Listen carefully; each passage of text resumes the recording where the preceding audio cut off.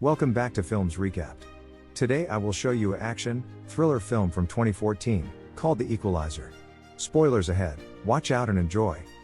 In order to live out a peaceful life, a former Special Operations Commando faked his own death. Years later, he leaves his quiet retirement to save a girl from the Russian mobsters, and after confronting members of a vicious gang, he discovers that his thirst for justice has been reignited.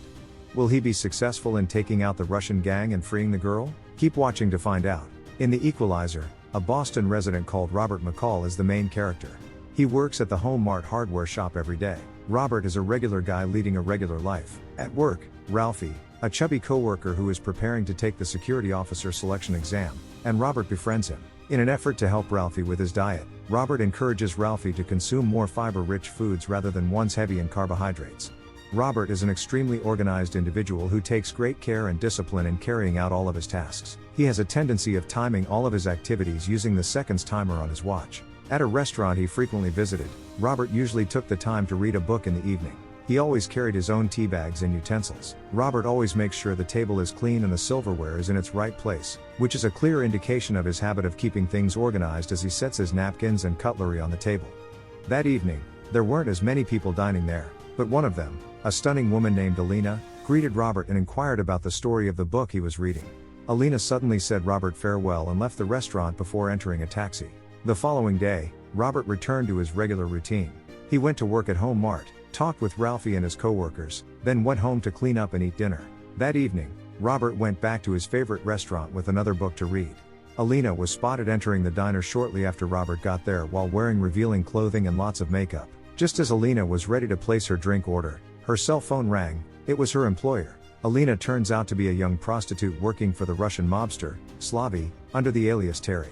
Alina was picked up in front of the diner that evening and had to serve a client. Alina tries to avoid her job over the phone and convinces Slavy that the customer doesn't need to be served. However, it turns out that the man regularly harasses Alina.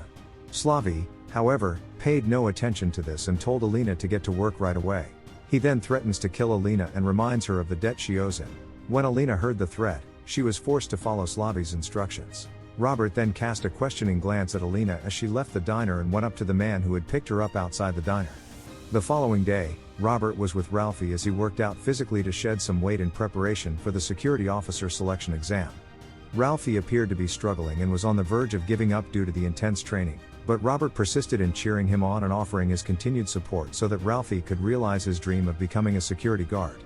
In the end, Robert returned to his regular routine, which included going to his favorite restaurant and spending time there reading books. Alina had arrived there earlier that evening. Then Alina approached Robert, who was standing in the corner of her favorite table, and requested his permission to sit down. After letting Alina sit with him, Robert became aware of the injuries on her pretty face. After talking for a bit, Robert learns that Alina actually wants to be a famous singer but is compelled to work for Slavy because of her debt. Alina then gave Robert a CD with a song she had recorded on it. Robert expressed his gratitude for the present and made a vow that he would give it a listen. Robert and Alina had a long conversation at the diner before Robert made the decision to walk Alina home. They were having a rather fascinating chat as they traveled until suddenly, a car stopped in front of them. Slavy himself exited the vehicle and approached Alina instantly. After Alina had let down her client the night before, he demanded payment from Alina, while he slapped and choked her. When Robert saw this, he was about to assist Alina when Slavy threatened to stop him. Robert was then given a business card by Slavy, who urged him to get in touch with him if he required a comforting woman. Slavy then drove Alina away. Robert no longer ran into Alina at his regular diner the following nights. One evening, a staff member at the diner informed Robert that Alina had been battered and was currently receiving medical attention. After hearing this, Robert hurried to the hospital where he discovered Alina laying helpless with bruises all over her face. Mandy, a co-worker of Alina's, was there as well and tells Robert that Slavy beat Alina because she frequently rebelled and disobeyed Slavy's demands. Robert felt bad after observing Alina's extremely poor state and suffering as a result of the frequent abuse, and he made the decision to assist Alina in fixing her issues and challenges.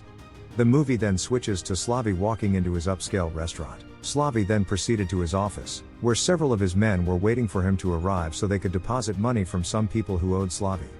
Shortly after, Robert went into Slavy's office and gave the man money in exchange for releasing Alina from Slavy's contract. Slavy, however, rejected the offer immediately and insisted that he could make more money if Alina returned to working for him. Robert took his money back when Slavi declined his offer and started to leave. Robert stood in front of the door but did not rush out of Slavi's office. Instead, he closed the door and stood with his back to Slavi and his men. After a short period of time spent observing the people and items in the room, Robert calculated that it would take him just 16 seconds to kill everyone there. Robert overpowered Slavi and all of his men by killing them with a straight, expressionless face. Slavi pleaded with Robert to save him, but it was too late because Slavi had firmly rejected his offer at the beginning of their meeting. Following, Robert returned home and continued his regular activities the following days. The murder of Slavi and his men was covered in a television broadcast that Robert had seen, and the authorities determined that the killings were the result of a frequent and violent gang conflict.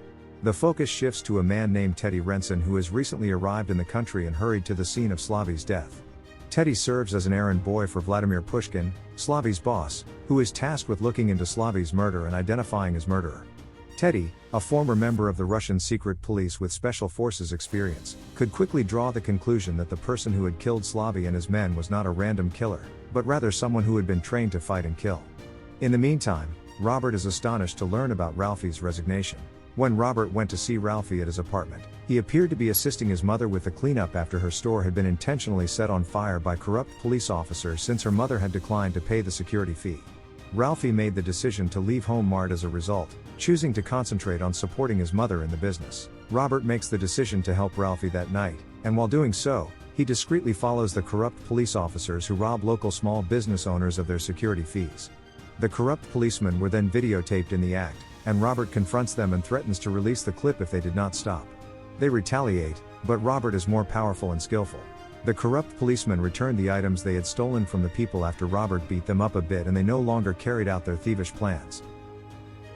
Ralphie eventually returned to work at Home Mart, continued his difficult training, and eventually achieved his goal of becoming a security officer because his mother had gotten financial backing to renovate her store and restart her business. Teddy appears to be questioning gangsters who frequently conduct business with Slavi in other locations. Teddy does not hesitate to use violence to obtain the information he needs to identify the person responsible for Slavi's death. He continues his investigation with the prostitutes that work for Slavi but receives no answers. It is during this investigation that Teddy eventually learns about Alina, who lately had issues with Slavi. Teddy then goes to Mandy and implores the woman to tell Slavi everything he or she knows about Alina and her uprising. Teddy was then informed by Mandy about the black man who had visited Alina in the hospital. Teddy then murders Mandy.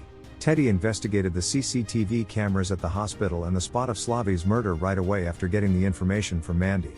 You could see Robert's figure was visible, but not clear. The next day while at work, Robert finds himself in a situation where he needs to act swiftly to stop a man from robbing a Home Mart cashier. Robert made the decision to grant the robber's wishes, including taking the cashier's gold ring, because there were many customers in the store with young children. While letting the man off the hook, Robert was able to recall the car's license plate. The next day, the female cashier was shocked to discover her stolen ring in the cash register. Robert was also spotted wiping the large hammer he had used the previous evening to subdue the thief and retrieve the ring. Unexpectedly, Teddy shows up at Robert's place that evening and introduces himself as a police officer looking into the Slavi murder case.